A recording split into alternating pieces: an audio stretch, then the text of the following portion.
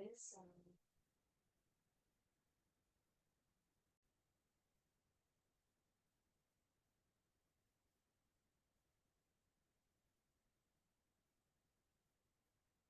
Hello, everyone. Welcome to the monthly KICLEI Zoom. Great to have everyone here. Just going to let a few more people in. You're welcome to unmute and say hello. Hello, Maggie.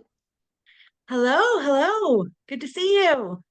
Nice to see you.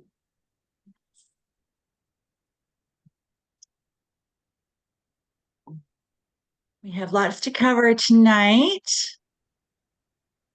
These monthly Zooms aren't enough, so I'm going to share some new updates on how we're organizing. We've got some things to share as well tonight. Fantastic. I have a section on the agenda for everyone to share updates, so that's Super. great. Let a few more people in.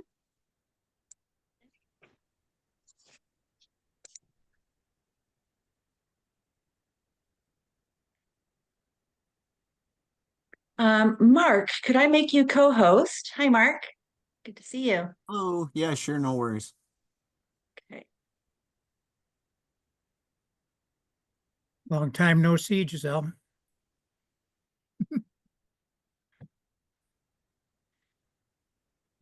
Find Mark here. There you are.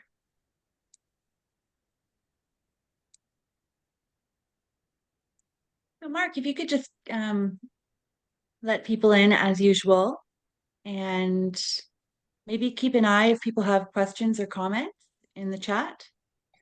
That'd be great.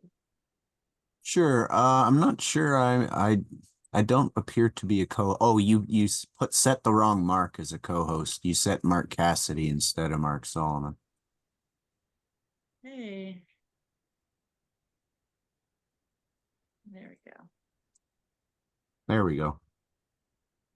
Thank you.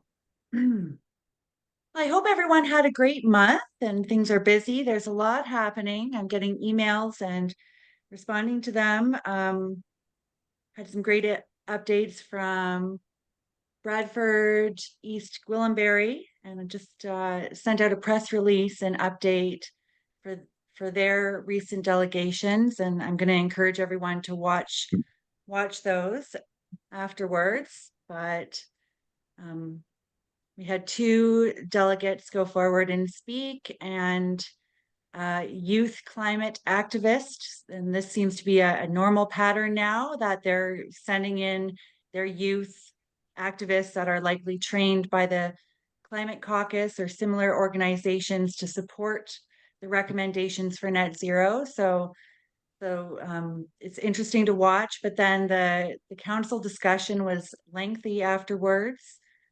And it just is proving our strategy that when we go in and actually bring forward our concerns, it allows certain councillors to echo back if they, what their thoughts are, and we can start to identify the councillors that are on side with us, and it just gets the councils thinking ahead of time, or as they move into these net zero plans, that the community is watching, that there is opposition, and that they better be careful about how much money that they're investing into these, because we're starting to raise an issue with that. So we can get into that tonight. Tonight, we're going to talk about some progress we made organizing this month. So I've set up regional Zooms. So we've looked at the country as a whole and divided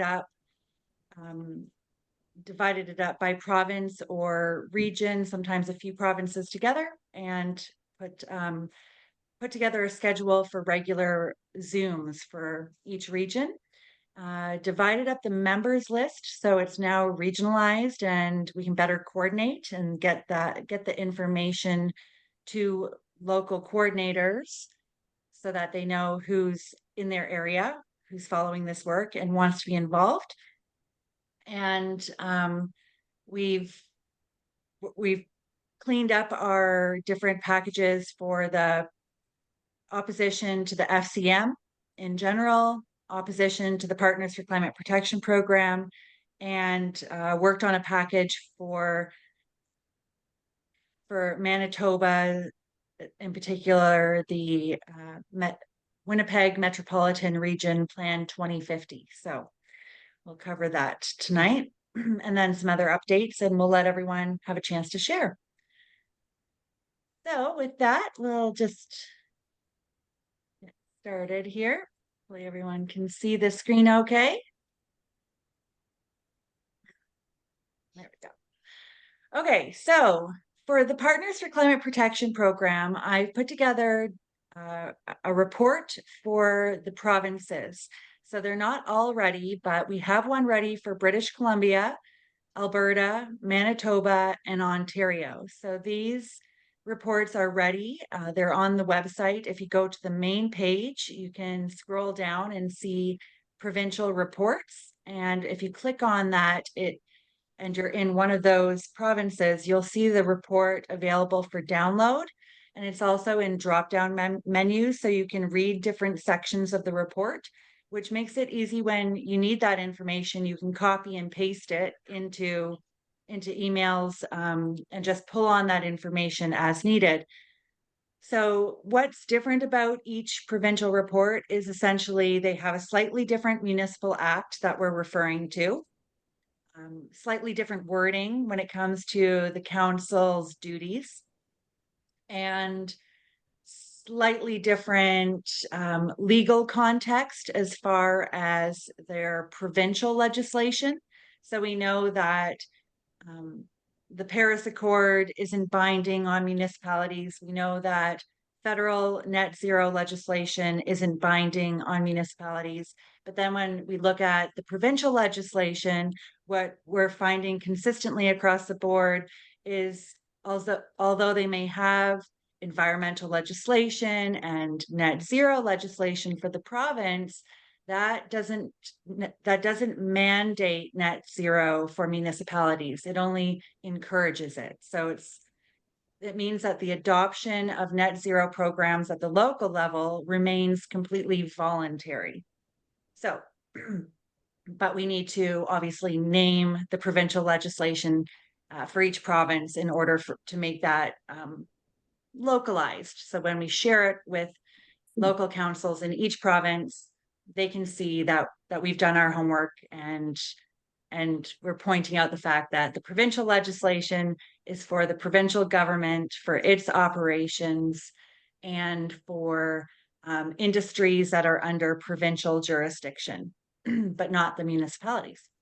So those reports, even if you're not in one of those provinces, you can still have a look at them. You can still watch the delegations that are taking place across the country, and go forward and start bringing these concerns into your councils if you know that they've adopted the Partners for Climate Protection Program.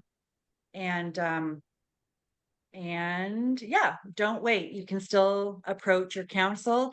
And I just sent out a link today to a series of information on Bradford East Gwillimbury's delegation of February 18th. I'm encouraging everyone to watch those two delegations, watch the young climate activist, and then the council discussion afterwards, and get a sense of how that delegation went. And then we did a follow-up to that council as far as a press release. We've just sent out a press release about it. We published an article more for us at the grassroots on what we can learn from this delegation, and then provided an email template so people in that area can follow up with their council and let them know that we appreciate the discussion, we appreciate that the concerns were raised, and we're encouraging them to stay on top of this on and to heavily scrutinize the cost of this program moving forward and consider withdrawing themselves from these programs and organizations. So lots we can learn from that. So check your email if you haven't seen that. You can definitely have a look over the next month and review that delegation. Now, I'm pretty sure everyone here knows that we put together a package to withdraw rural municipalities from the FCM entirely. So the Federation of Canadian Municipalities. That's also on the main page of KICLEI.ca. You can check out the FCM withdrawal advocacy package. So essentially that came about after 2 counties in Alberta formally withdrew or did not renew their membership, and they wrote the letter to the FCM notifying them that they would no longer be a member of the FCM, and stating that there was concerns about the programs that they were offering and how they were no longer offering programs that aligned with rural municipalities. So we created an entire withdrawal package, and it's available on KICLEI.ca. And so this targets, there's over 500 municipalities signed up for the Partners for Climate Protection program, which is a lot, but there's 4,000 municipalities signed up for the Federation of Canadian Municipalities. And a lot of those are small towns and rural communities, so rural counties and regional districts. And if we have councils formally withdrawing and noting that the FCM's programs no longer align with the local rural context, then this is a huge opportunity to amplify that message that they are trying to send. And there are a lot of small towns and rural county communities and councils that are ready to withdraw from the FCM, but they just need that little push from the community. They need to know that the community has an eye on this and is recommending that they withdraw. If the council's already sitting there thinking maybe we should withdraw, and then they start getting emails with a report attached on why they should withdraw, and somebody in the community is going around gathering 60 signatures in a small town goes a long way on a petition, and then requesting to get on the agenda, attaching that report and coming in there with a short delegation, and the script is provided on the website. Go in and let them know how many people signed the petition. And I really think that is all many of these rural councils and small town councils need to withdraw from the FCM. So I'm really excited about that package.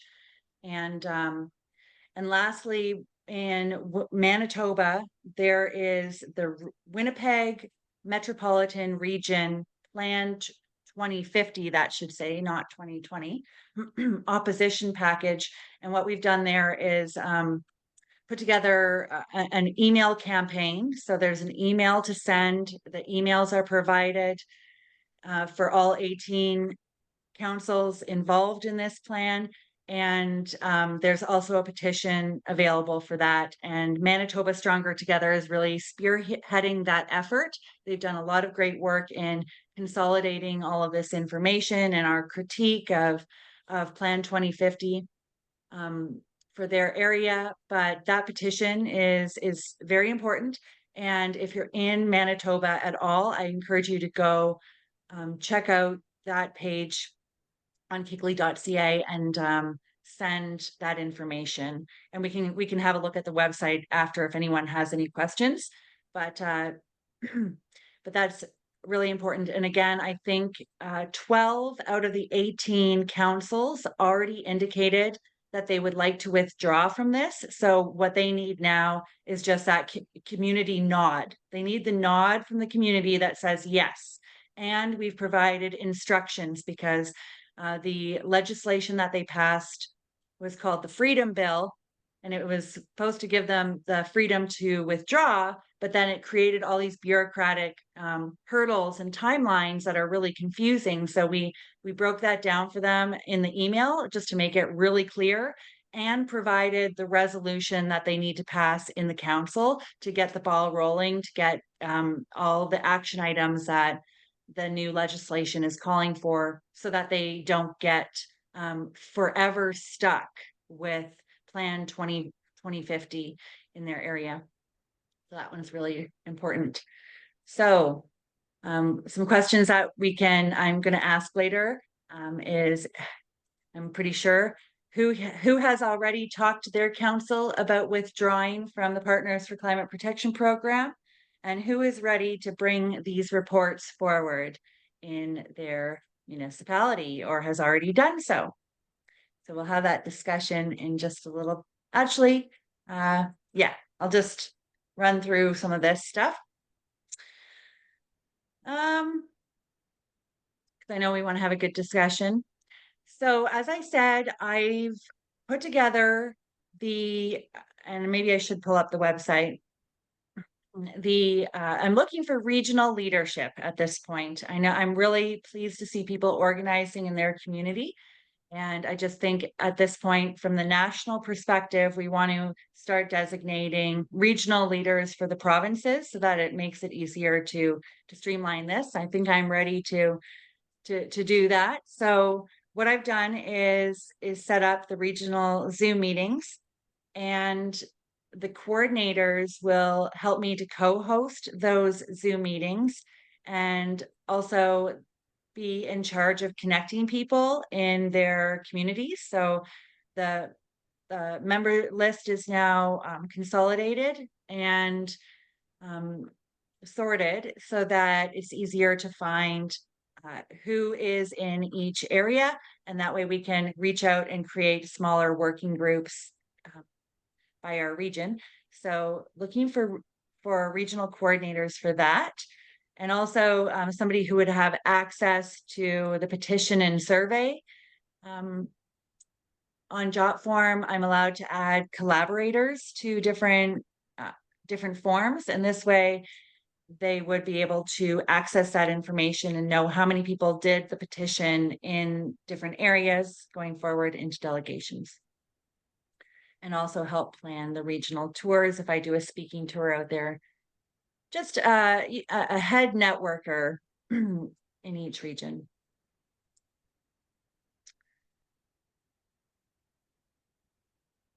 So if you know of anyone, I know as I go through that list, I'm going to be, I already have a few people in mind for each province and so on, but if you're interested in this role, please email me at info@kikley.ca. And I do see a hand up. Hi, Carol. Go ahead. Hi, Maggie. I maybe missed it, but the regional areas, are they your own regions, or are they, like in Ontario, for example, we're in Prince Edward County. Are we already in a designated region? Let me just pull it up here. Can you see my screen? Yeah. On kikley.ca now? No, I'm still seeing upcoming Northern Alberta tour. Okay, let me. I wish it would just I let me can look switch. there if there's a spot I should go to. Okay, I'm just going to pull it up here.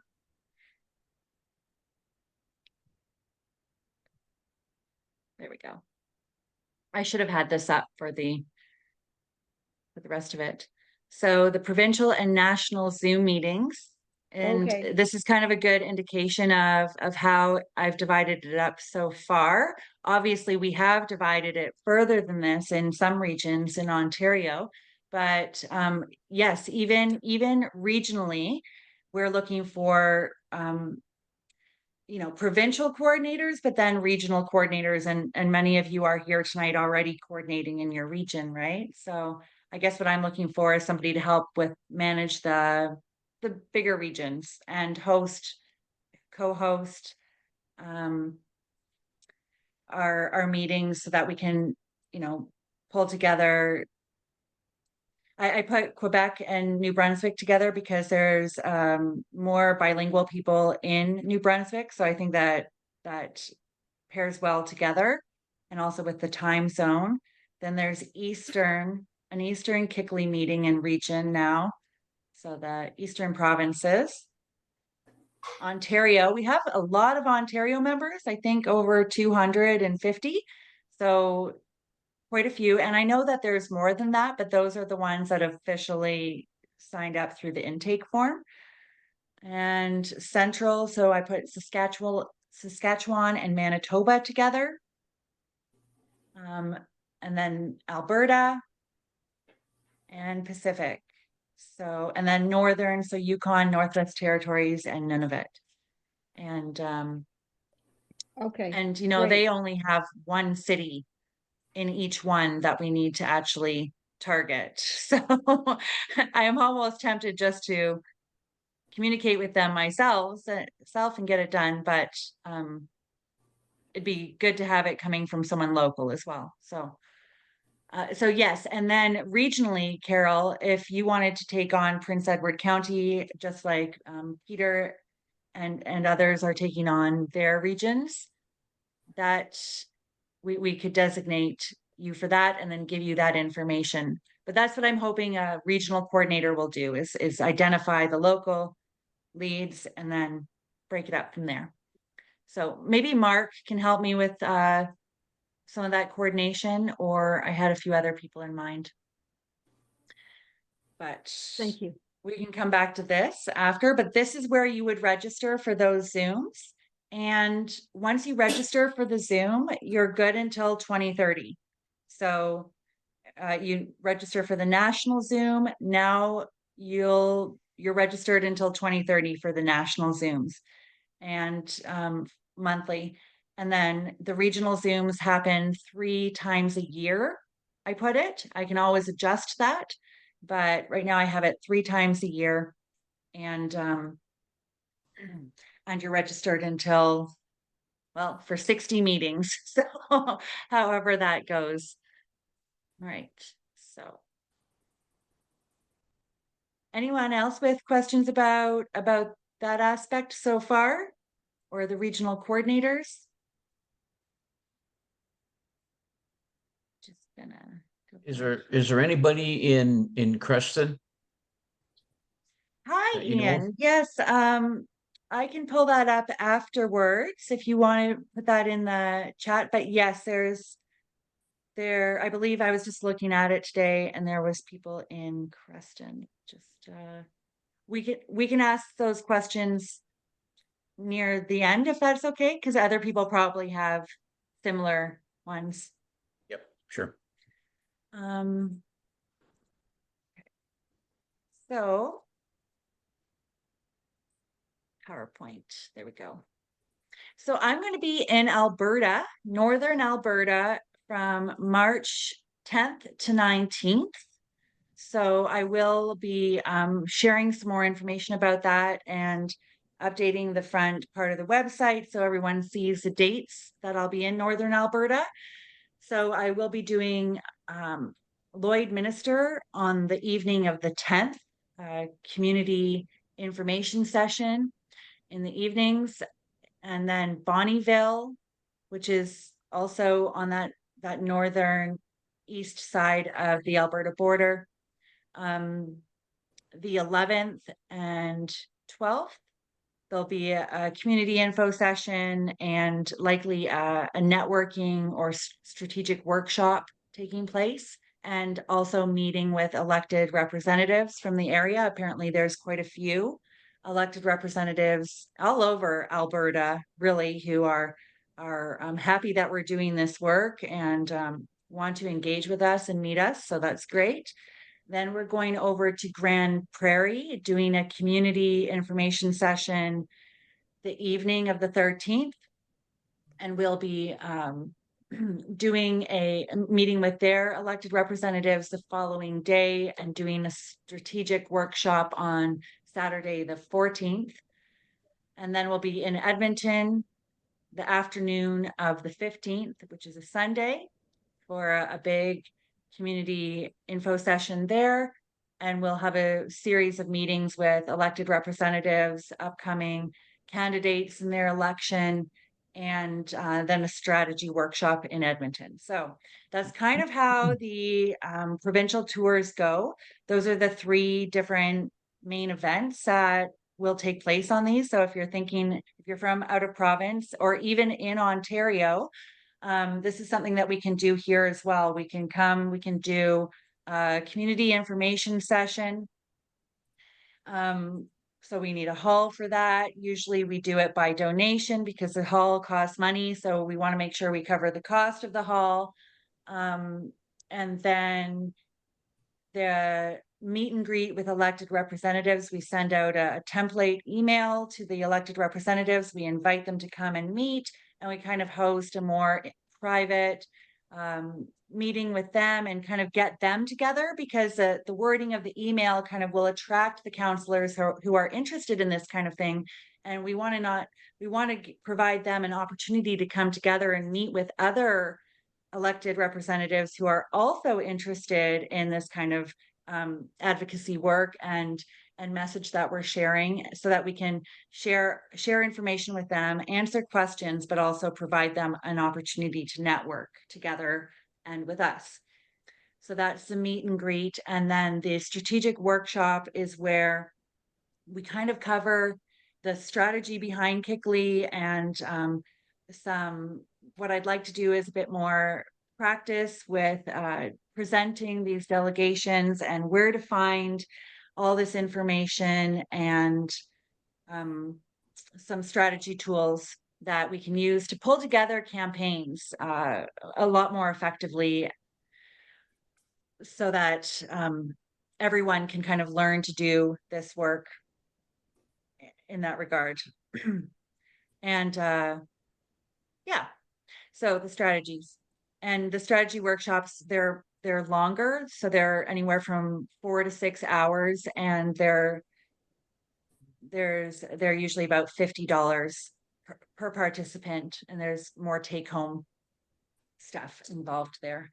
So yeah, that's the regional tours. And if you would like KICLEI to come to your area and help you to get organized, just reach out to me. And I just need your help organizing and coordinating on the ground. And my schedule is a lot, I know my schedule better this year than last year. I made sure that my calendar was all organized, so I knew when I would be available.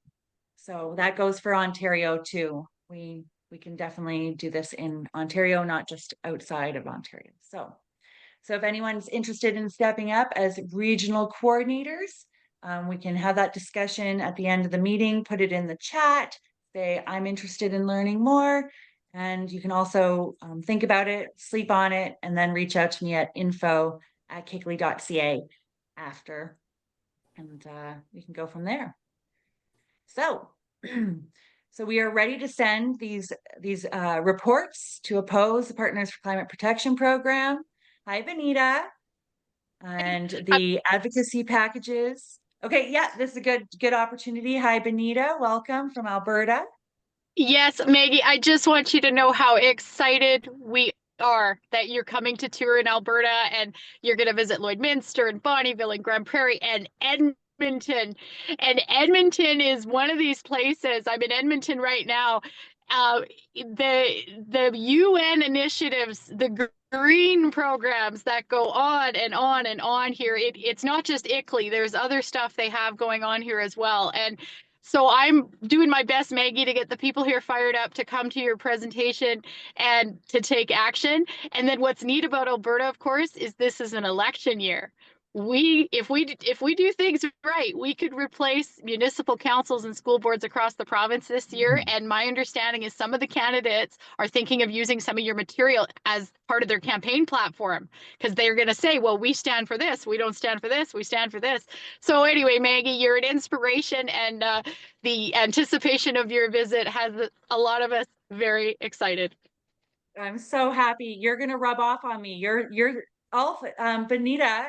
I'm sure everyone knows Benita from All Fired Up for Freedom, and running regular monthly Zooms as well on conservatizing municipal councils and school boards. And I've been a guest speaker there, and she has really great presenters, very practical guidance. And so everyone who's in these meetings, if you haven't registered for her monthly meetings, I really recommend them, because there's a lot to learn there. And you have counselors presenting, you have some really great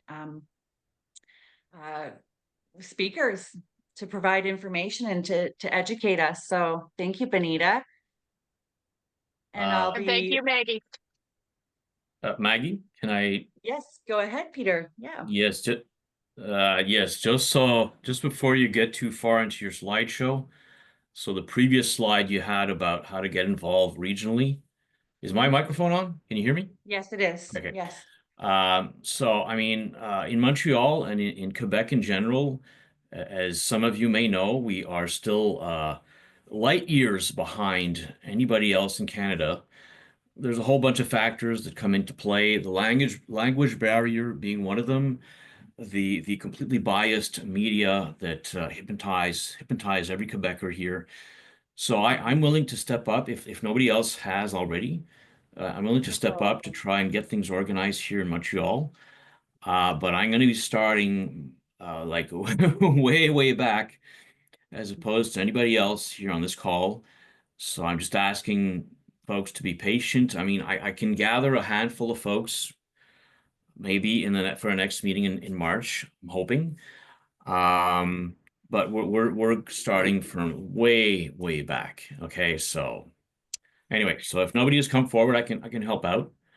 Peter, Peter, you've been such a, how do I say, you've been there for quite a while, reaching out, offering assistance, engaged with this. And I would be, you were the person who came to mind when I thought of Quebec, and when I organized the list, I saw your name there. So thank you so much for coming tonight. And yeah, we have a couple handfuls of people in the Quebec area, and New Brunswick as well. Mm-hmm. And we can, and I knew we would need to start at the basic translation. And I think that Quebec has a lot to offer us in helping us. You know, we want to start at the basics, right? And I think as we work with Quebec, we're going to learn how we can simplify our message for the rest of the country as well. So that would be fantastic. And we will reach out to you over the next week and pull together that first meeting and the members from the area and see where we want to go next. All right, great. Thank you. And congratulations, Peter. KICLEI coordinator for Quebec, our first regional coordinator from the country. Well, let's start with Montreal for now, and then maybe. Okay. I love it, localism. And Jacqueline, this is a good time for comments for sure, because I think the next set of slides is just, you know, what we can do to take action this next month. So. Hi, Maggie, is my microphone on? It is, yes. Because what you will see is that my name says Jacqueline Robinson, but it's actually Marie Russell from Oxford. I'm honing in on Jacqueline's feed. Many of us from Oxford tonight were trying to get onto your feed tonight, but we haven't been able to. So I am not Jacqueline. Jacqueline is on watching with me. It's Marie Russell. And I just would like to say that I would be willing to participate as the Ontario lead. We've been following you, Maggie, and just really your leadership has inspired us, and we've done really well in Oxford County. And I know that we haven't been always able to participate in the Zoom meetings. Look at me, I'm under a false name tonight. I can't even get the Zoom right. But what we can get right, Maggie, is that we've been taking the KICLEI program and what we've been doing in Oxford County. So Oxford County is about 130,000 people. It's a two-tier system, municipal system. And we've been talking to mayors and council people, but we've been having meetings with residents of Oxford County, farmers, families around kitchen tables, talking about KICLEI, and people are coming on board. So it's really been exciting. We haven't been connecting with you as much as we've wanted to, but we have definitely been using your template in everything we've done, Maggie. I've been personally meeting with mayors of the council because we are preparing our delegations to go forward in hopefully March or April. And we are hoping and praying that you'll be able to come to our delegations either by Zoom. You know, we've been talking to you about this, but I can tell you that in Oxford County, people are getting on board. We have really spent a lot of time engaging the community. And what that means is that we've been organizing home meetings in people's homes. Invite your friends, invite your family. And we say, who is ICLEI? Who is KICLEI? And why should you care? And it has been really it's been phenomenal. People have been getting engaged, Maggie. So I'm willing to put myself out there. It's not Jacqueline, but Jacqueline's been a big part of this, as has Roxalana, that you know. And we're really moving forward. And we've been kind of prepping Oxford County Council that we're coming by talking to mayors and building relationships. Because like you've said, if these people are actually our neighbors, our friends, and they are on councils trying to do the best that they know how to do. But what I've come to understand is they've been signing on to climate agreements that they know nothing about. And when I go and speak with them, they're surprised actually by what they've signed on to. So thank you for leading us in this. Oxford County is full on KICLEI supporters. And if it would help you that I could sign up to be the Ontario representative, we're learning as we go, but we're willing and able. And how can we help? Oh, thank you so much. Your organization skills in Oxford have been fantastic, and you know, you're having regular meetings there with your group. How can we organize? Everything you're doing is exactly what we want to be able to share with organizers across the country and across Ontario, right? So this is it would be fantastic to have you on board for Ontario. I know it sounds like a big job, and I know it probably is a big job. Each of these in for regions. A penny, in for a pound, Maggie. But you know, we just need to connect, you know, each area with the members who have signed up for KICLEI, so that they can get together and start doing exactly what you're doing in Oxford, and then even working from there to create that template so that we can recreate this in each area in a coordinated way. So that would be fantastic. Let's have a conversation about that this week. And I would love I to. can give you a call. That would be great. We'll arrange a call. We might arrange a call with or a Zoom meeting. I'll share some different links on available times to meet. Maggie, we have a delegation committee meeting coming up, and you've Zoomed in with us before. You know, I chair that meeting. We have one coming up Saturday, March the 8th, I believe it is, at 10:30. If you could join us for that, we have really leaps and bounds. Like, honestly, the residents are on board. I've probably spoken, and all of a sudden I've become an expert. I'm stealing from you, but I want to make sure I get it right. Like, I'm really trying to learn, and what we want to do is make sure that we're accurate. We don't want to be giving wrong information. So we are compiling a list of questions for you. Our next delegation meeting for Oxford County is Saturday, March the 8th. And we have, like I said, made strides. we would like to really get your feedback like we did the last time you Zoomed in with us. And that, what that does is it cements our drive, and it gives us direction, and we can then go forward with everybody in the community. We have 8 municipalities in a 2-tier system.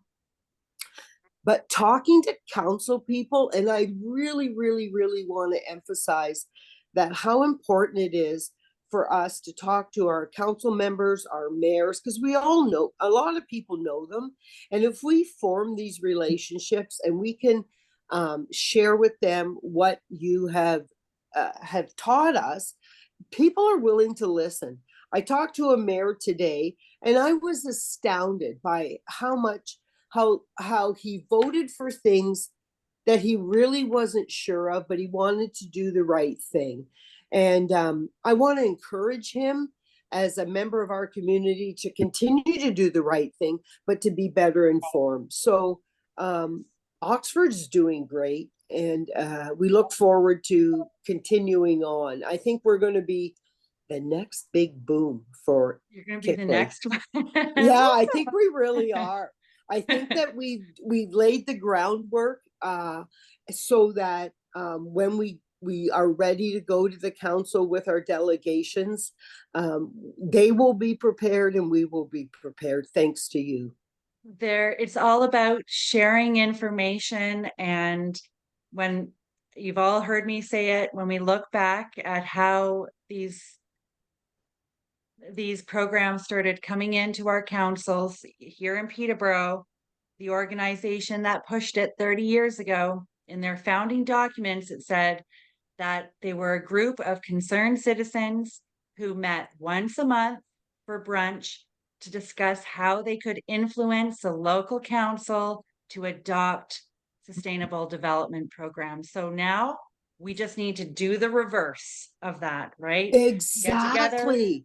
discuss how we're going to influence the council. It's not about going in there, steamrolling them and throwing the book at them aggressively. It's just, how can we get them to turn the ship around?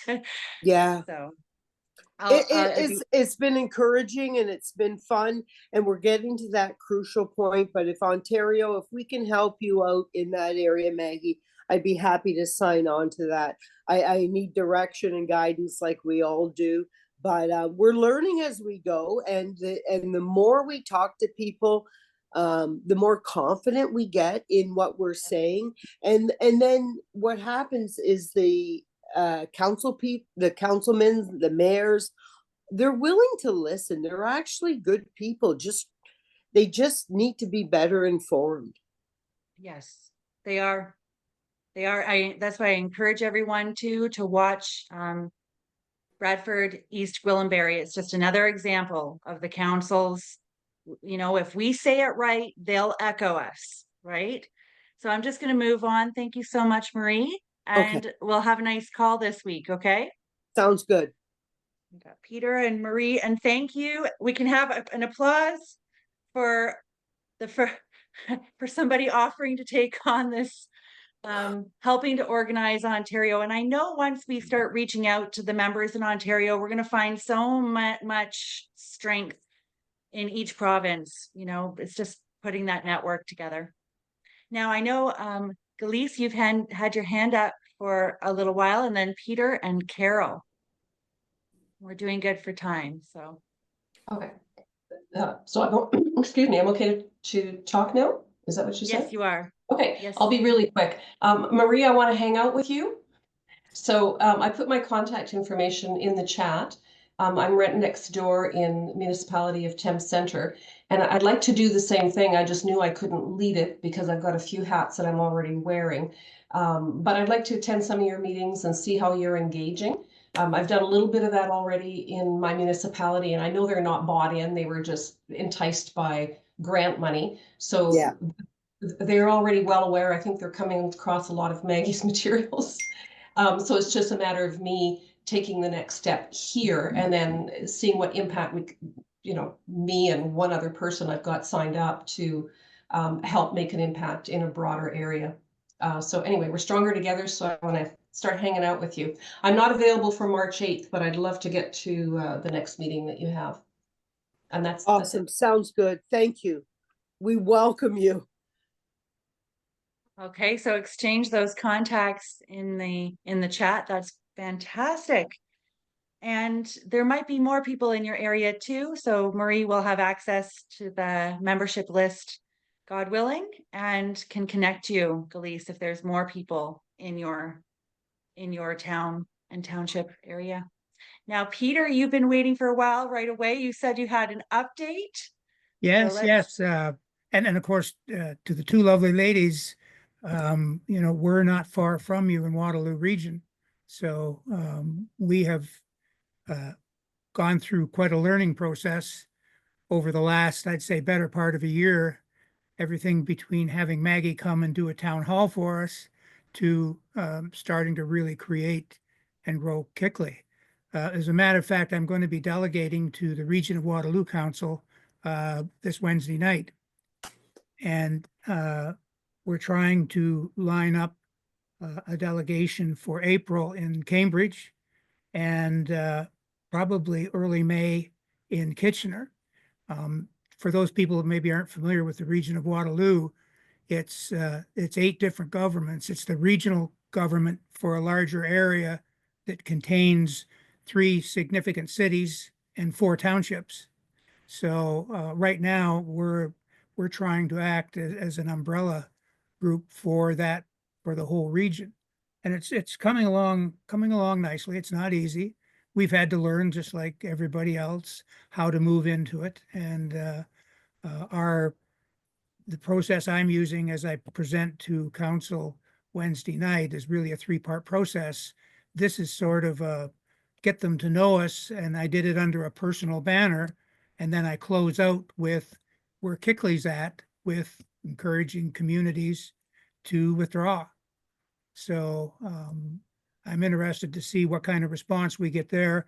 I've already had an opportunity to meet with a senior member of regional council, sit down and have coffee. And then I also called a friend I used to have and did a lot of work with, the former CAO of the Region of Waterloo, got a hold of him, and because he retired in 2020, just to get a sense of, had he been noticing this sort of under the radar takeover of municipal government starting to happen before he left. And he didn't really seem to feel that there was much happening there from at that stage. But yeah, it's been an interesting process, and we cover quite an area, right from the Cambridge area, all the way up, part way up north. So interesting. It's an active area that has so many farms that are being negatively impacted. We hear a lot about what's happening in that. You're in that green belt area. Yeah, we have right? a land grab going on right now where the regional government council is trying to expropriate 770 acres of prime farmland for industrial use. And supposedly they don't have an actual client, but we know that, for instance, the province is very much behind wanting this mega site. And it's just been done in my way, in my sense, in a very unprofessional way, how they approached it. They just went out with people, with a third party going out to people and saying, we want to buy your land. And by the way, if you won't sell it to us, we'll expropriate it. And it was very callous, and much of the community opposes it. So that's something going on for sure in our area. Thank you. So I'm going to keep an eye on that. Now, when anyone does a presentation to their council, what Bradford East Gwillimbury did, which made it really easy for me, is they sent me an email with the link to where I could watch, which was great. And then they time-stamped it, and they said, first speaker spoke at this time, second speaker at that time. And then they gave notes that they're, of note, this interesting youth climate activist spoke again, and then discussion, and they named the counselors who opposed it. And then I was able to, from that information, watch the video and then make my notes and create a follow-up email to their council, a press release to send it out, published it on Gather 2030 as an article there. Everything that we could learn from that delegation. So I put the one on Gather 2030 about what we could learn as an article, and then sent the press release on KICLEI, right? And then attached both to the follow-up email to the council so that their counselors can start to get familiar with KICLEI, right? And if they click on the press release, then they're all of a sudden going to start seeing all these other reports coming in. Yeah. So please, I know you'll follow up with an email to me, Peter, and I will. Yeah. and even if you'd like to give me a text that day too, and I'll fire you a I can copy try and of the delegation and the information about the link. I chose to go, like they ask you, are you doing this as an organization or is it Yeah. personal? I chose the personal route because I didn't want to be challenged on doing the delegation. So I thought, and this delegation, by the way, you'll see when I send it to you, is marked phase 1, because this is Yes. just really our first time to them. And then Yeah. just as you've been talking about the second time, then we want to drill down with more specifics and whatever. And then the third time we want to really push. Yeah. So, Well, as you can see, there's so much information to be shared with them, right? Yeah. So we just got to start getting them interested, and a lot of them are surprised to learn that they're signed up for this program to begin with. yes. Just pointing out that they've signed up for the program, and a lot of them don't know what the program is, and they have no idea who ICLEI is, right? So and they don't know the history of the sustainable development scheme and how that's different from environmental stewardship. So there's so much information to share. It just we can start small and then turn it around. And I think But that thank makes you, sense. Peter. Yep. Build up. Yep. Thank Yeah, you. that's great.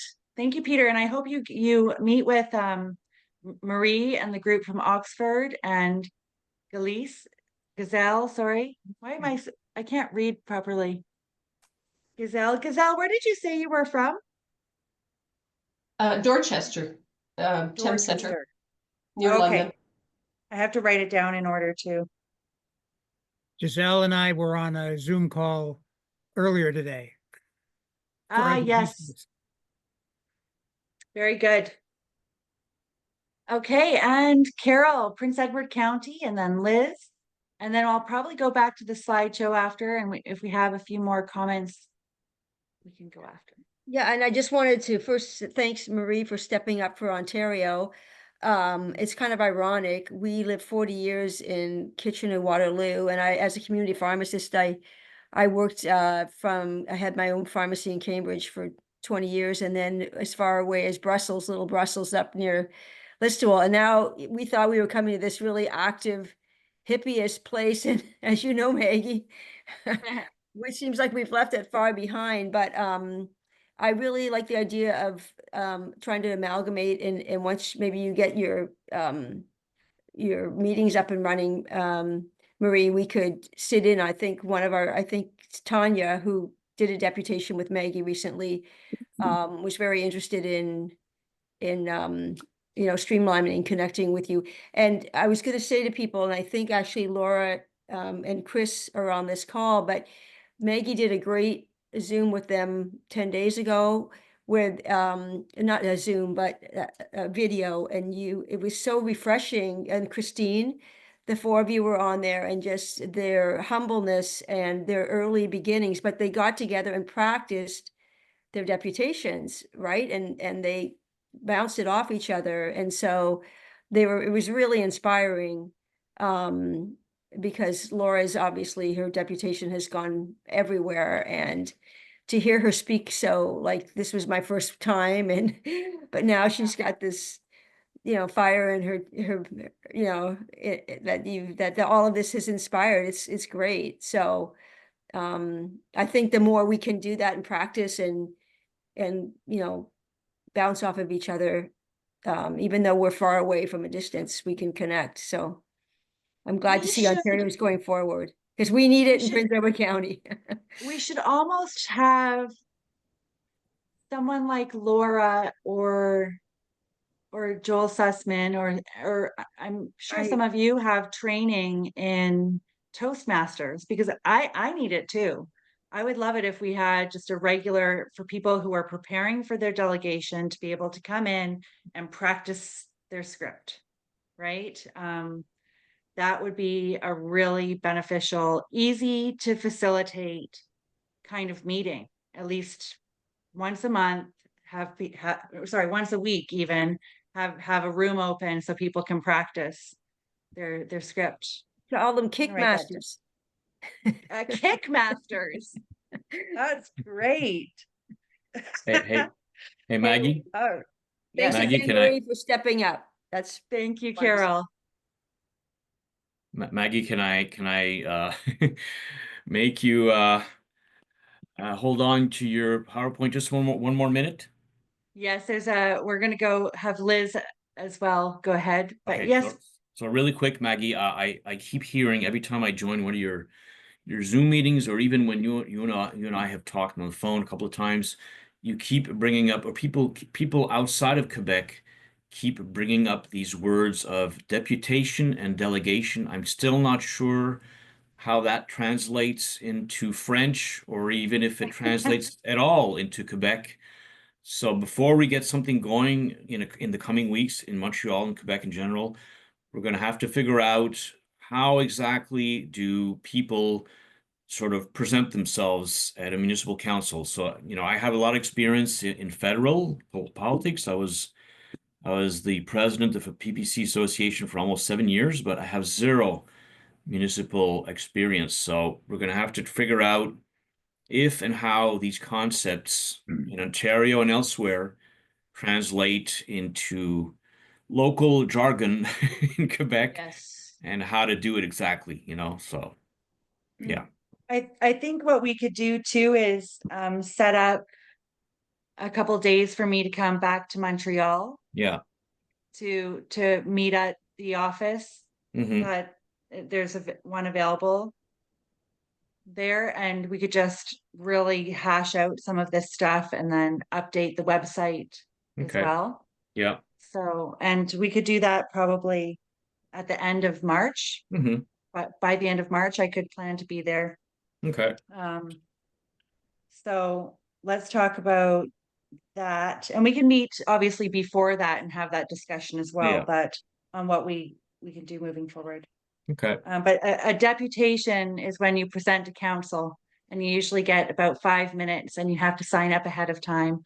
Sometimes you can just go in and sign up at the door, and you get maybe 3 minutes, but Yeah. Okay. So it's something similar to what Mark Perez does when he goes and speaks to council Yeah. Okay. in Montreal. Okay. All And right. So Liz, we'll have Liz. Thank you, Mark. Or sorry, thank you, Peter. Okay. Hi there. Yeah, I just wanted to second what Carol said. Thank you, Marie / Giselle, for stepping up. Oh no, what are you listed as? Jacqueline, Marie / Jacqueline, for stepping up to Organize Ontario. That's awesome. And I just wanted to ask Peter McFadden, what's the date that you're delegating to Regional Council? February 26th, this one, And That's Waterloo Council, right? Waterloo Region. The Waterloo region. region. Waterloo region. So that includes Waterloo, Cambridge, Kitchener, and Galt. No, Guelph's not in there, no, right? Guelph's not part of it, but the 4 townships are around the area. But Guelph is just outside of Kitchener Waterloo. Okay. So February 20, tomorrow night. What time? Wednesday night. It's 7 o'clock Wednesday, at the 7 o'clock. Regional So you Council can, chambers. they'll usually put them on, like you can watch it live, right, on their Yes. feed Yep. on YouTube or on that thing. So I'm gonna tune into that and see you there, cheer you on. Yep. Um, You just go and to the as Region for, of Waterloo website yeah, and then go as to for the, council and you can find it. right, okay, so as for the land grab, and I'll just ask you this, and then I just want to say something else. It could be for a transit-oriented community, a TOC. So what's happening in Oakville is our town council, we fought and fought and fought this against really high, like 49 to 51 story buildings, 7 of them in a small amount of land. Like it's a true 15-minute city. Okay. I'll just put it that way. If you don't know what a 49 or 50 story building is, it's, you know, the Maryland buildings in Mississauga, those shapely ones. Those are 50 stories high. We're going to get 7 of them at Trafalgar and QEW because it's right beside the GO train station. So that'll bring like 60,000 people in, and there's hardly any parking. I mean, it's on the watershed, it's on the water thing, like it's crazy.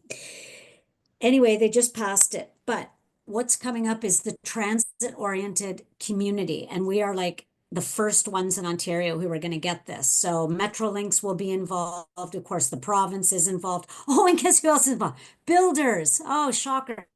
Yeah, all these builders are, you know, right now in front of the land tribunal, you know, arguing their cases for these things. So you just know that's going to go through, right? But anyway, you know, it's all part and parcel of the same thing, shoving us into cities, tons of people. And Benita, I'm glad you were here. I just want to let you know I'm going to be at your, oh, are you still there, Benita? Oh, she may have cut out. Anyways, I'll be at her thing on Thursday.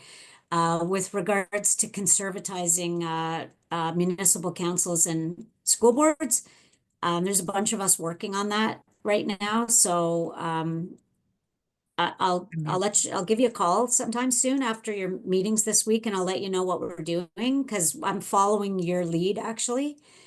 And as for Toastmasters, I've been to it and they're awesome. You can go to a Toastmasters meeting. You can go to 2 meetings, I think, free. And then, but they teach you you learn public speaking skills. But if you're going to be delegating, presenting, deputizing, whatever you want to call it, was that Peter who asked that? No, that was, Yeah, Peter. that was me. Yeah. So this is, you know, real world practice, and you're writing actual like speeches that are going to mean something and have an impact on your community. So the way you do it, I'll just tell you very quickly, because I've delegated to school boards, councils, region, the library board. Anyway, they're all the same. You go onto their website, you find the meeting date, you find the agenda. You have to delegate to something that is on the agenda of that meeting. And school boards are particularly picky about this. Then there'll be a link you'll find rules for delegations, and it will tell you, can you present 5 minutes or 10 minutes? And then it'll give you these other little rules. And basically there's a few, you should, like Robert's rules is another thing you learn at Toastmasters, which all board meetings run the same way. There's a chair, there's a, you know, they, just like Maggie's doing tonight, calling up the speakers one at a time as they came up on the list. Once you go to a couple meetings, you'll see how they all run the same way. So that's just a little tidbit I thought I'd throw in there since you brought it up. But anyways, yeah. So thanks, Marie. Hope we'll be in touch sometime soon. We got a big fight in Oakville. Thanks for letting me speak. Thank you, Liz. That was great. We have so much knowledge in the room. Now I see Marie, your hand is up, and Benita as well. So go ahead, Marie.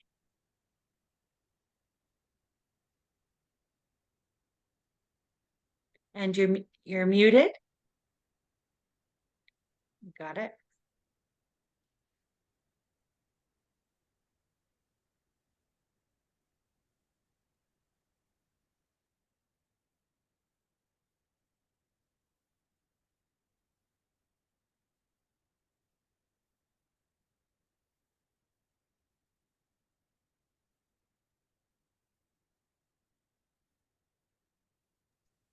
You're still muted.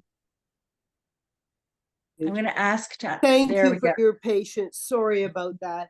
I just wanted to say to Peter in Quebec that what I found, Peter, and I am sure an amateur, and we've been learning as we go along in Oxford County, that really where the best experience comes is meeting with residents of the community. Mhm. When you talk to people in their homes around the table, whether they're farmers or families, whatever, that really gives you the best experience. But I wanted to ask Maggie a question because we have been doing meetings, like I probably had 3 this week with either farmers or families or people that we've connected with. And we might meet with 8 or 10 or 12 people at a time. But what happens is whoever's hosting the meeting, someone at that meeting is encouraged to host another meeting. So it really is organic. And what happens is people get fired up. If you can communicate what Maggie's message is, and I'm not always the best at it, and I've had to learn to get it right, and I hope I don't make any mistakes. But Maggie, I have a question for you. One of the things that we talk about when we introduce people to climate policies that are United Nations policies that are embedding themselves in our municipalities, one of the things I quote from you is that what the cost is. And what you've said from the AI program is that the cost can be between 7 million and 192 million. I need to back that up. I need to understand how you got that figure and how that impacts either Oxford County or someone like Brantford or Toronto. So how can I back that up? So for that one, what I can do is I keep meaning to do the frequently asked questions page for the website. Yes, that would be awesome. Right. So that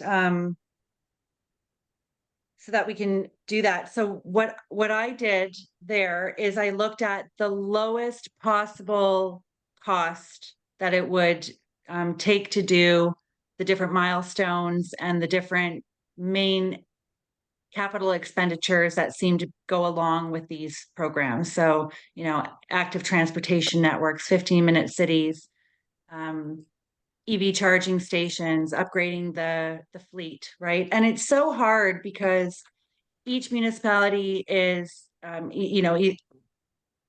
if we're talking about a township or a city, right? It's a big range.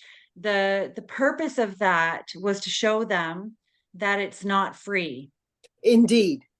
So like but when I throw out the number, it could be between 7 million and 192 million. People want that substantiated, right? Which I can understand. So what I would say is that that's a conservative estimate for each of these action items and for the milestones. So it's a very conservative estimate. But I will do a better explanation of that and share it out to everyone. I'll update it with explanations on how I got that and what we're using that information, we're putting that in front of people and in front of councils, and then we're asking them to do the cost analysis. Indeed. And that's what I found when what I always do is I try to turn it around to the councillor or the mayor and I say, you need to tell me why your climate policy, like I try to turn that back on them before they can ask me to do that, because they have come and said there's a climate emergency or their climate policies. You need to tell a bunch of farmers in Oxford County why carbon is a pollutant, because it's not. When they turn it into their soil day after day, they know, they understand. You're not going to convince a farmer that carbon is a pollutant. There's just no way. So we have common sense in the county, but and we have common sense on the councils too. I just want to be able to back up what I say, Maggie, if you understand. I absolutely do. So I'll do a better explanation with that report and thank you. just updated it I send it out. What we're doing with that, as I said, is we're turning it back on them because they say, well, where did you get this? Yes. And what we're basically saying is, well, why don't you do a cost analysis? And I Right? have done that. That is so good. And or advocate with us for the FCM to release its 30 years of data of municipalities of various sizes implementing this program and how much it costs them, because they have that information, but they constantly say it's free to participate. And that's what we're pushing back on, is it's not free to participate, because as That's soon as right. they sign up, they have to do the baseline inventory and collect all of this data, which usually requires them to spend money on smart tech just to gather the data, Right. and then all the staff time or consultant time to do it. Redirected from municipal issues that they should be focused on. So what that report is doing is destroying their lie that it's free to participate. That's the whole point of that report. But we can, at this point, strengthen it up, because with what happened with Tiny Township, where Glenna is from, Glenna did a deputation there, and Right. they've now voted to do a cost analysis. Cost analysis. But even for Tiny Township, why should they have to do this full cost analysis and take all this time of their staff? Why isn't the FCM producing the cost of the program and letting them know what the recommendations of their software says to get to net zero?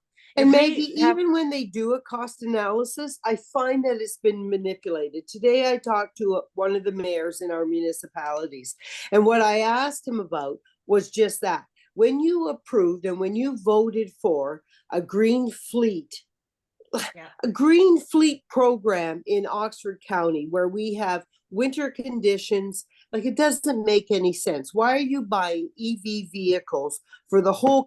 They, in 5 years, want to buy 63. Well, they've already done it. 63 EV vehicles without charging stations in a country that is vast and cold and can't support EV vehicles.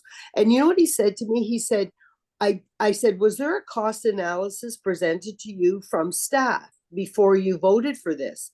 And he said, actually, there was. That's why I voted for it. But what you find in that cost analysis for EV vehicles is that they've manipulated it to show that in long term it's going to pay off, when in fact that's not true. The money you put out to buy those vehicles in 63 vehicles in 5 years, there's no way that can benefit us in the long term. There's no infrastructure for it here. And yet he got a cost analysis from the staff to support that particular program. So, and they're not looking at, the immediate investment and how that impacts the immediate needs of the community, and how that makes it so that there's less money in the budget for addressing the immediate needs of the community. And they're not looking at the fact that Canada has a lot of natural resources that support traditional gas-powered vehicles and even natural gas for their municipal buildings. There's no reason for them to be moving towards these alternatives when we have a country that has a lot of these resources available to us. And by transitioning, we're negatively impacting the resource sector of our economy here in Canada. We're outsourcing our resources to away from, like, what am I trying to say? They're not looking at the impact of it as a whole on the economy of Canada, right? So when we look at the economy, yes, it might save them money in the long term, if they don't have to fill up their gas tanks over the next 10, 15 years with these vehicles. But what is that doing to the natural gas workers or the gas and oil industry in Canada? Anyway, I have written on that, so I'll include that in that cost analysis with all the Thank you different kindly. questions around it. Thank you, Thank you Maggie. for good question. Thank you. It came up in Prince Edward County, right, Carol?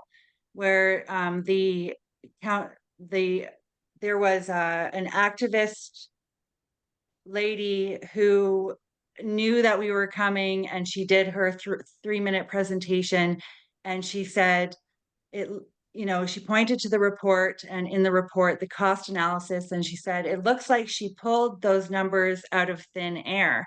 And to me, I was thinking, and it got me going, and I wrote a whole bunch about it afterwards, because we're just residents, we're just concerned Canadians.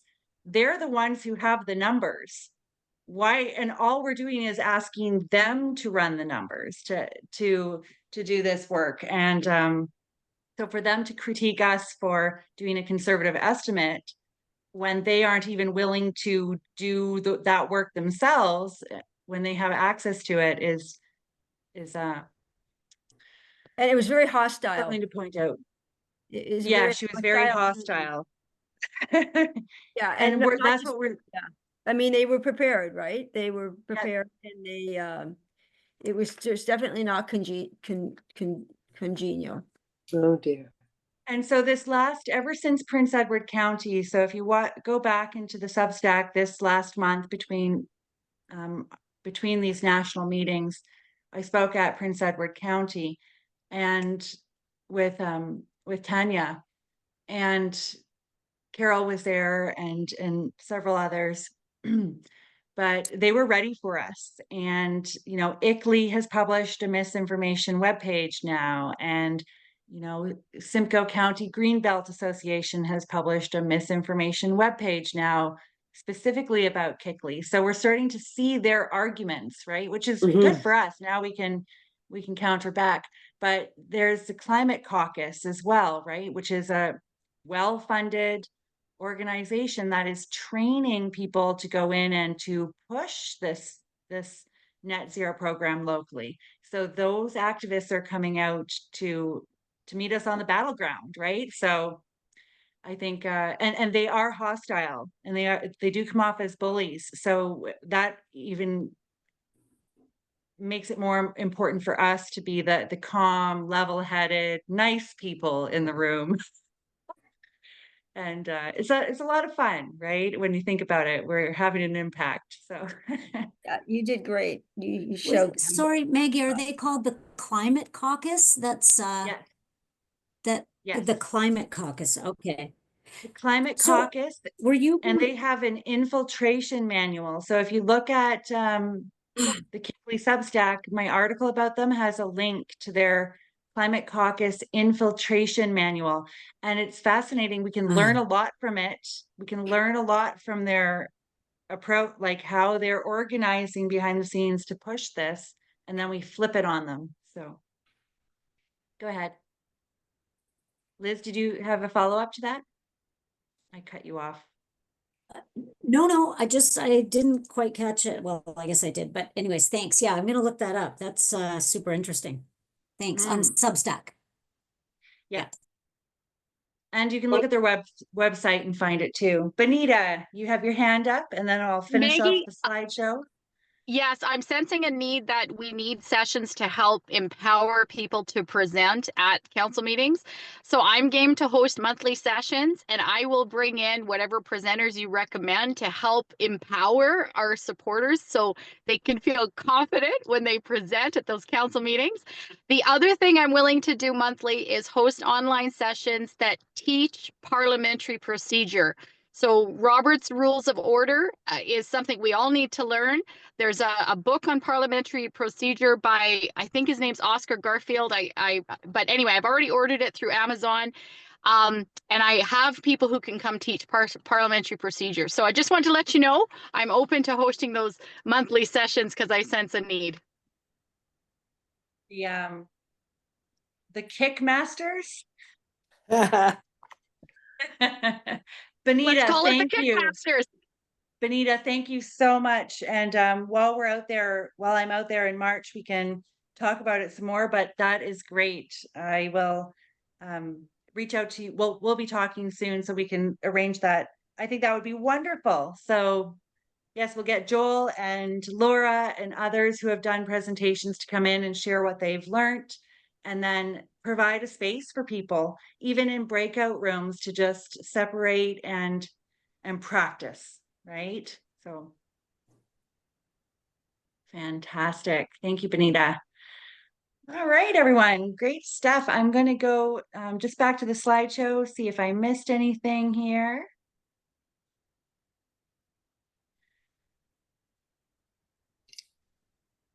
So I trust everyone signed the petition, the survey, lots that we can do, sharing the FCM package with our counselors, and we can start getting those reports out on the PCP program. I recommend attaching the report if you're doing a delegation, just so it can get on the agenda. When you submit a request to do a deputation, you're allowed to attach information. So, submit one of our reports, submit the cost analysis, submit the FCM report. If you're discussing the FCM, that all really helps to get that information in front of them. And so just a couple of little things. Facebook has been pretty consistently restricting my account from sharing information, especially with links. So I'm getting more active on the Twitter account at KICLEI Canada. So recommend people can follow me there. I'll obviously still be on Facebook and share information on Facebook, but I'll also be moving to Twitter and might become more active on Twitter over the next coming weeks and months, which is probably good because it's a larger space, a bit less censored, and there's a lot more journalists and politicians and other advocates and local leaders on Twitter. So that is probably a good move. So email is still the best way to stay connected. It has been a busy month, as always. I'm trying to stay up on the emails, and I really appreciate the emails that come in.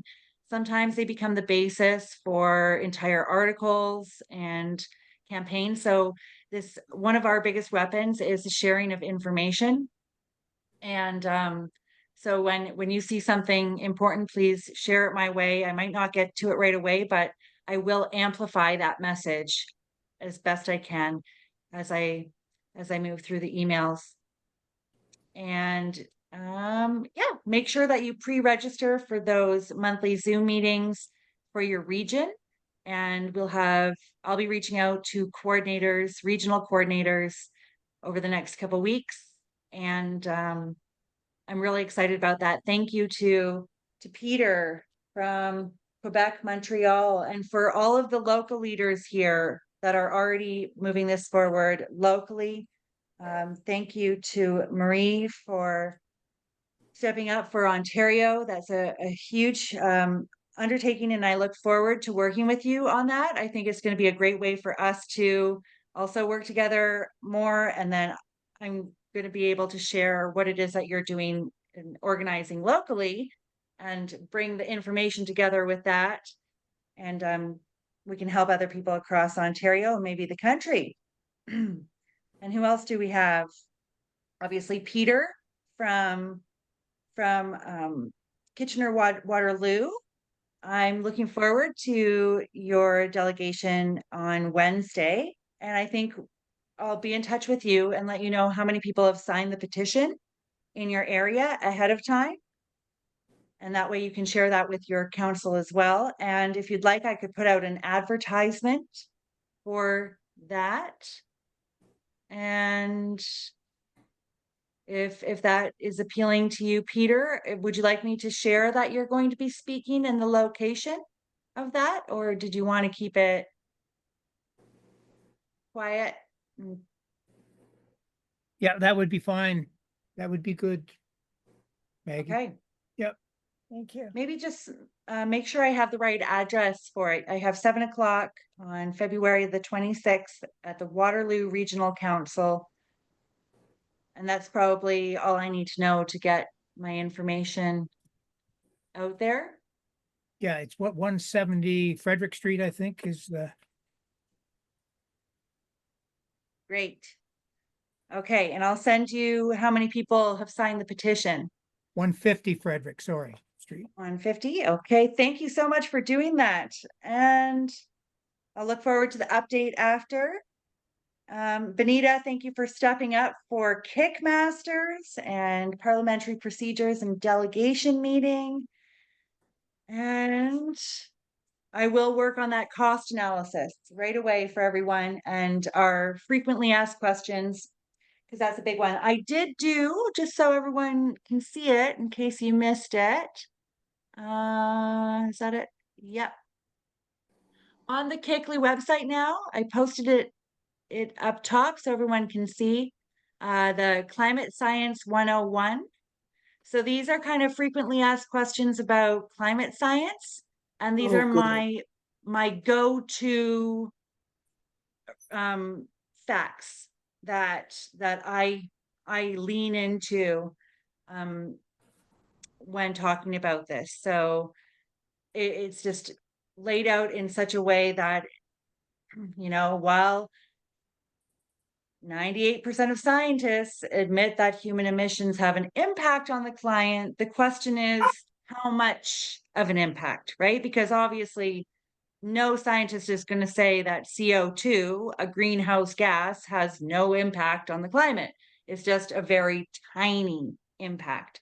And that's why only 0.3% of scientists will say that it's the primary driver of climate change.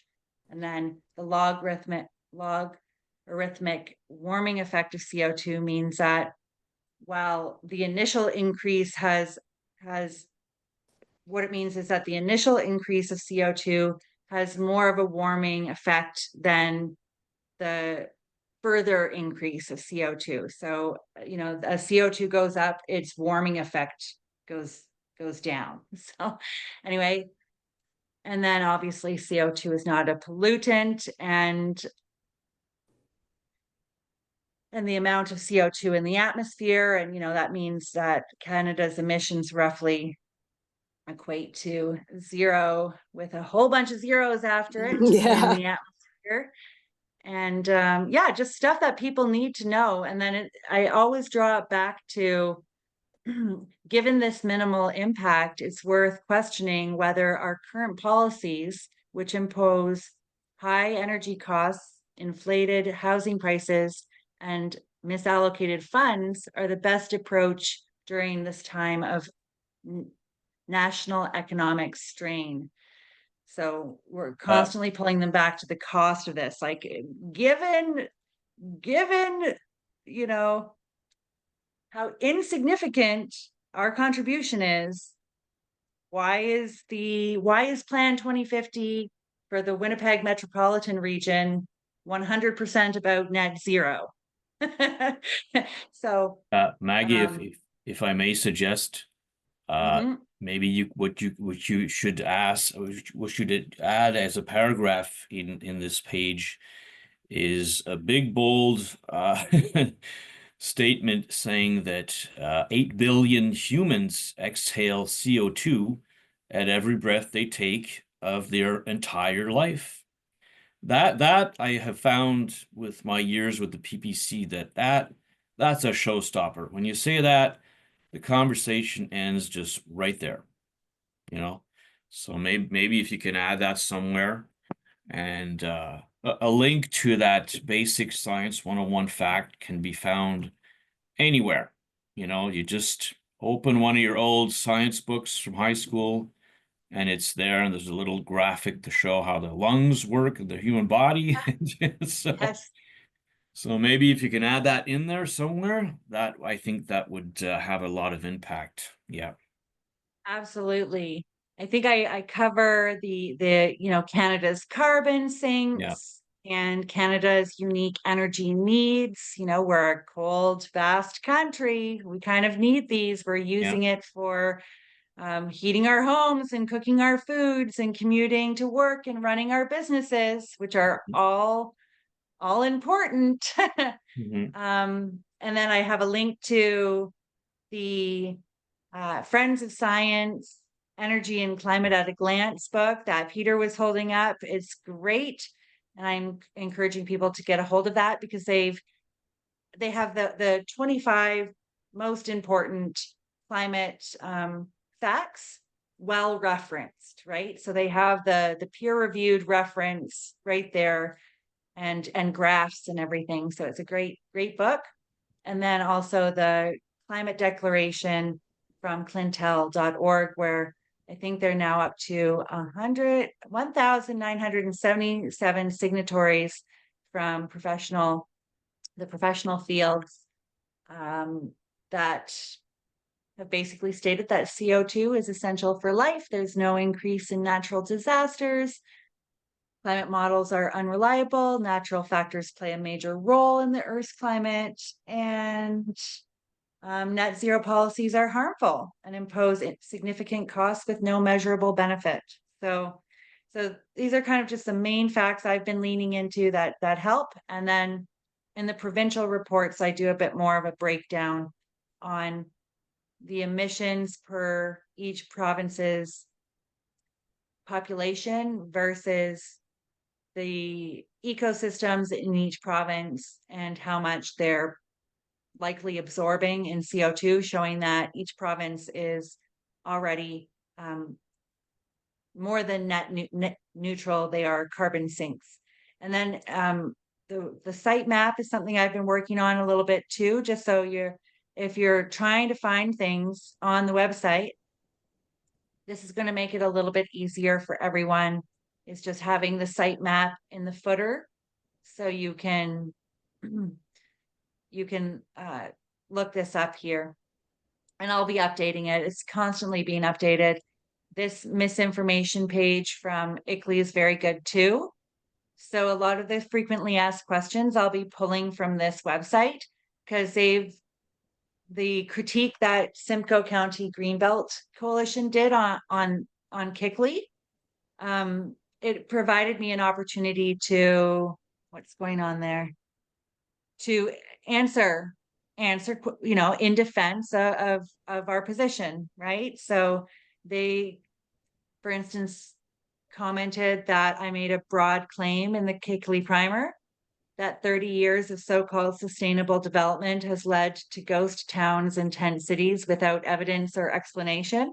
And he was right. That the KICLEI primer was my first attempt to articulate this, right? So I did a broad explanation of why it is that I'm saying that, and how the land use constraints are impacting rural residents, and eventually they are moving off their land, and how they're pushing for high density urban growth while restricting growth in rural areas, which is draining the tax base there and reducing their services. And then people will move the roads. Anyway, I go through the whole thing and break it down. And I do this with about 20 other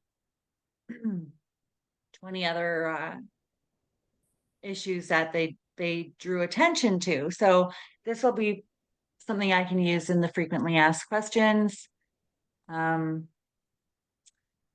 I know, sorry guys, there's just so much information to share when it comes to all of this, and we'll just keep simplifying it as we go, and hopefully make it more and more accessible to everyone. So, and I always encourage people, just take the information I'm sharing and repurpose it according to however you feel like repurposing it. Don't worry about copyright with me or anything like that. Just to get the information out there. And if you have any questions about it on on, you know, how do I back this up? Just send me an email. If you have my phone number, you can text me if it's urgent and let me know, Maggie, there's an email there. I need an answer to it pretty quick. And I'll do my best to respond. You sometimes have to pull out the whip with me. If you hadn't noticed, you know, the squeaky wheel gets the grease and I'm trying to work on that. But sometimes if you need something from me, you just don't be afraid to be a bit pushy, because sometimes that's what I need. As you know, it can be hard sometimes when you're multitasking and working from home and you have a bunch of projects on the go. I can easily just get lost in writing. And then I will not necessarily check my email for a couple days and then I miss something. So if you need something, feel free to snap me out of it and give me a ring. So, okay, I see Lynn, your hand is up. Please go ahead. I'm going to stop sharing. Hi, thank you, Maggie. Yeah, it's Lynn from Lethbridge. And hi. I was just wanting to let you know I sent you some messages and that I would like to offer to do the coordinating here in Lethbridge as Okay. well. And if we could be in touch, I would really appreciate that. Definitely have some things I'd like to go over with you. Wonderful. Okay, Lynn from Lethbridge. And I see the R there. I'm sure I'd find it in the. Oh, Ross. There we go. Yeah. Okay, I'm sure I have all your contact information, so I will follow up with you. And I know that there's quite a few people signed up in and around your area, so thanks for getting the word out there. I appreciate that. And thank you for stepping out for Lethbridge.